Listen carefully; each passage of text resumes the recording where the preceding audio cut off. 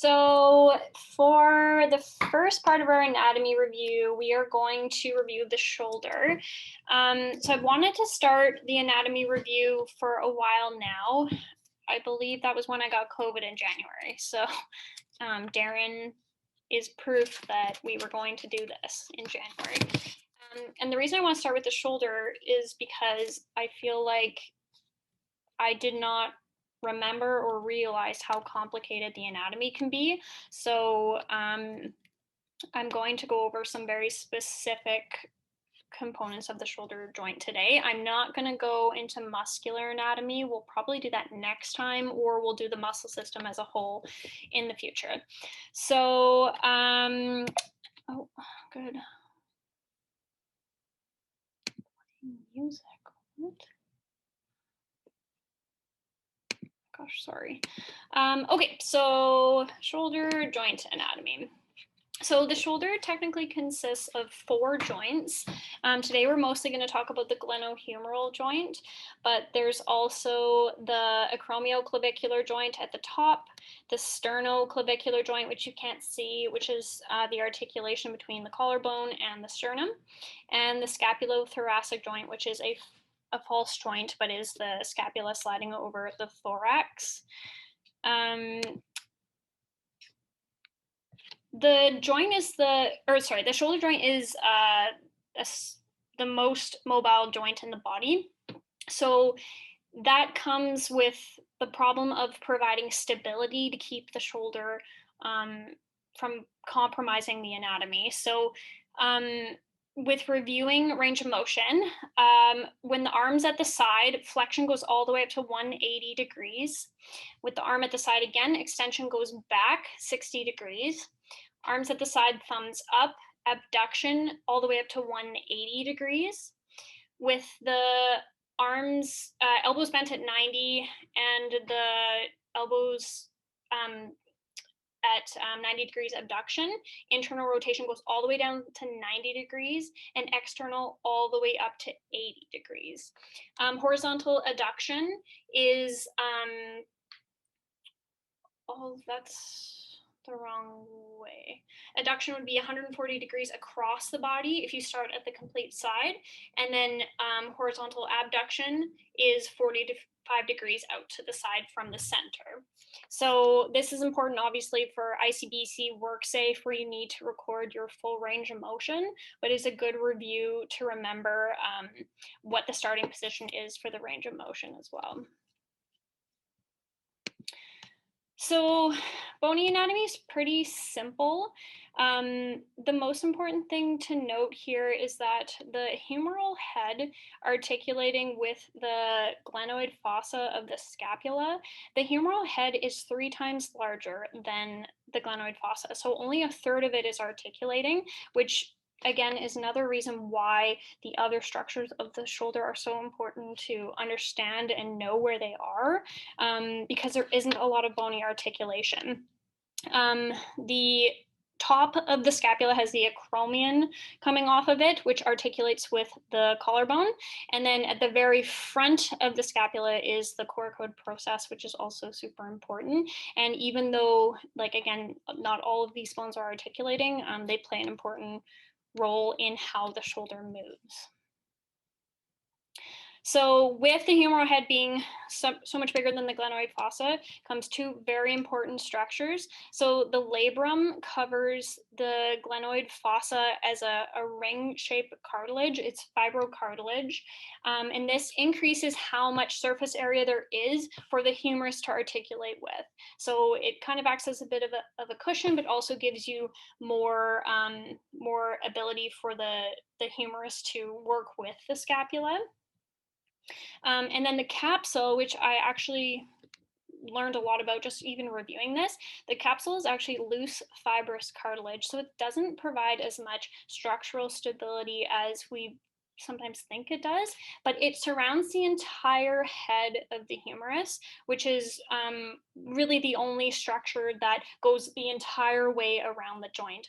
So the capsule actually has a lot of different attachment points, but as you can see in the picture on the top here, to the bottom of the like ball portion of the humerus is the humeral neck, and the entire capsule wraps around that, attaching into the scapula. On the back side, it's the spinous, I think they call it the spinous process, and then at the front, it attaches to the labrum in the glenoid and other parts of the glenoid itself.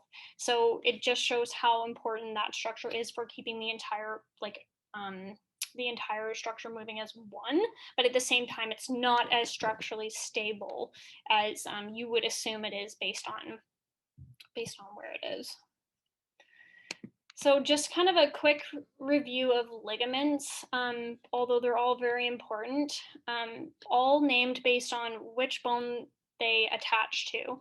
So for the AC joint, the acromioclavicular ligament at the top here, very important for keeping that collarbone sitting in place.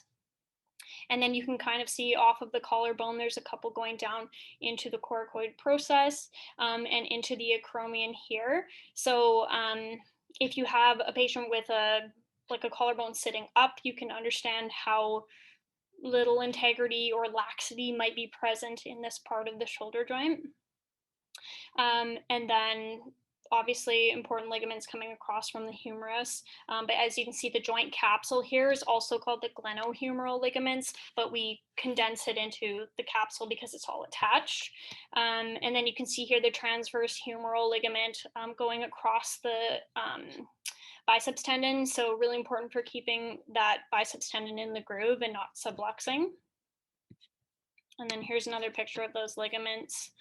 You can see that there's also some tendons coming through here. I'm not going to go over tendon anatomy, but you can start to understand the complexity of the muscular system with the bony anatomy just based on pictures like this.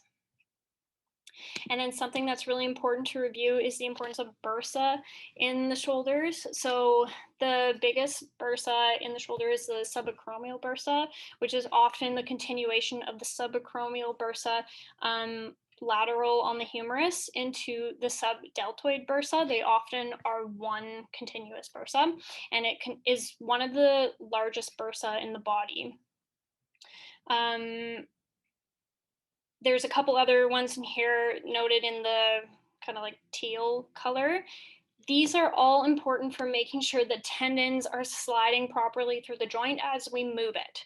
And especially the subacromial bursa, there are a lot of tendons that will be coming above, where'd it go? Above that bursa there, underneath the bones. And if anything is compromised in there, you're going to get rubbing, inflammation, and that just compromises how much space you have to work with range of motion. So these are obviously very important for friction and making sure everything's sliding properly. I think I'm going really fast. Something I really wanted to go over to kind of make sure we're getting an idea of where these structures are is the nerves in the shoulder. So obviously the shoulder is super complicated because it's right by the brachial plexus here. So brachial plexus comes out through the neck and everything starts to branch out under the collarbone. And as you can see over here on both sides, things are wrapping around the humerus into the back of the joint, down the arm. So understanding where these are falling into place is really important for palpation and for any compression or inflammatory conditions. So just going back to the last picture, the most important ones to note that I pointed out are the suprascapular nerve, which is the first one here, the axillary nerve.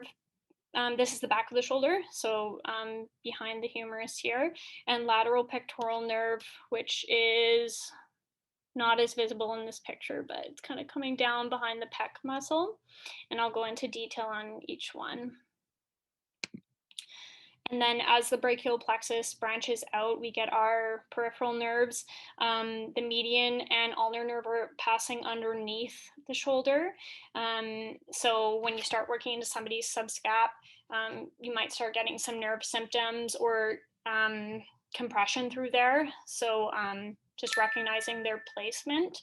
And then the radial nerve wrapping behind the shoulder and all the way around. Gosh, I keep doing that. And then I'll show another picture of the radial nerve. So the suprascapular nerve branching off of the brachial plexus actually passes underneath the suprascapular notch and then into, like passes through the shoulder and down the back of the shoulder blade. So obviously, if we have some issues going on with the shoulder, this is a nerve we really need to keep in mind, as well as with rotator cuff as well, just being underneath those muscles. I'm not going to go into innervation, but nerve roots are C5, 6, and sometimes C4. Axillary nerve, same thing. It passes behind to the posterior aspect of the humerus, and it branches out quite a bit into the, I believe it's called the quadratus opening or something like that, but I'll often do a lot of cupping through here in order to communicate with the axillary nerve, because it's a really important point for compression. And you can see all of the different branches it has, and this is on the back of the shoulder. And then back to the radial nerve, it passes behind the shoulder blade, but also ends up passing through to the front again. So another important structure in the back of the shoulder, but also going to be involved with anything happening at the front. And then here's a better picture of the lateral pectoral nerve. There's a couple different branches off of it, but you can kind of see it passing in through the pecs here, and obviously the pec muscle goes all the way across the shoulder. Oh, what's happening there? So yeah, important to look at those nerves. I'll just go back to the original picture. So you can see, like, understanding where they're passing through and how their how their space might be compromised by what's going on. So that is our ligaments, nerves of the shoulder, and we will go over muscular anatomy next Friday and start getting into some conditions as well. Yay. How do I exit out of this now?